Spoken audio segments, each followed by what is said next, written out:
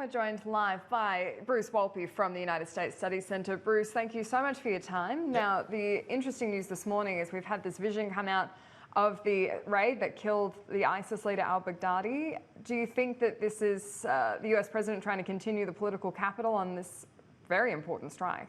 It was a major event, Annalise, and a real success on the war on terror. And I think the Pentagon wants to show what it can as far as how it, within reason, as to how it executed and to show the force and power of the United States in a decisive strike. And certainly President Trump wants to do that. I think it's he will obviously capitalize on it. That's to be expected, and but there's nothing wrong with it at all. I think it just shows and gives confidence to the American people that when needed, the American forces, the armed forces, are ready to protect the nation's security. So President Trump will enjoy the platform it provides and continue the argument, and his crowds will, when he goes to rallies, he's doing one later this week in Mississippi, I believe, he'll project himself, and it'll be very well received.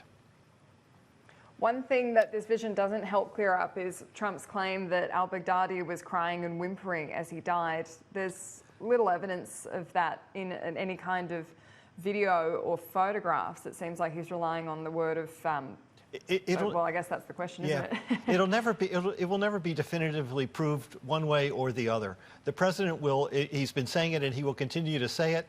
Those who want to believe him will believe him. It'll be part of, he uses it to tell the story about how he strengthened the military, what it can do, how this strike could be carried out even with his policy of withdrawal of troops from Syria and the Middle East and ending the endless wars. So he will use it. Those who support him will absolutely believe it. They'll enjoy it. And I don't think there's much harm here at all, one way or the other. The president will say his own words, and he'll try and take them as far as they possibly can.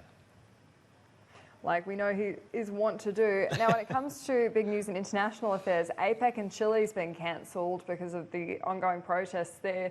Now, this is a pretty key trade summit on the global stage, and it's going to have implications for the China trade war as well. Absolutely, and all the APEC leaders would be there, including Prime Minister Morrison, a big agenda, the China-U.S. trade war. And this was to be the meeting where phase one, as you reported earlier, of the trade agreement was to be signed.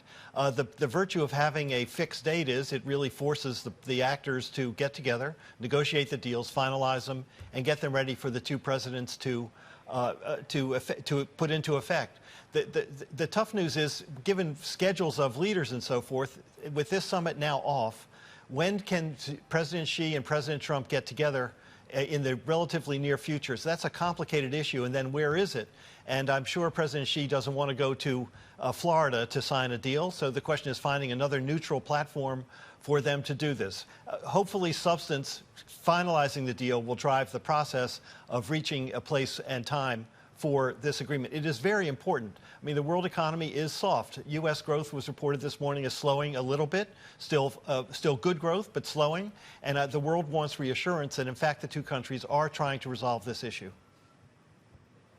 And when it comes to the 2020 race to the White House, there's been some interesting developments. Firstly, that our own George Papadopoulos, who was well known for his interactions with Alexander Downer, might be running for Congress. Yes, I'm sure Alexander Downer's thrilled with this news. George Papadopoulos, who really feels aggrieved by what Alexander Downer did and what the Australian government undertook in reporting to the United States, is running for an open seat in California. The congresswoman who was elected is resigning there was a sexual scandal involved in her activities, and so she's taking herself off the scene. So the election next November, George Papadopoulos may run in this seat in California. It is a trending Democratic seat. I think he'll have an uphill run, and I think there will be other Republican challengers. But it means that Papadopoulos will be in the news and stating his views on many things over the next 14 months.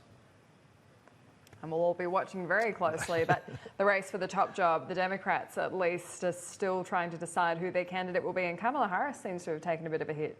It's really interesting. Kamala Harris has reduced her staff. These are overnight developments. Cut her staff, put her focus in Iowa. She's hemorrhaging money.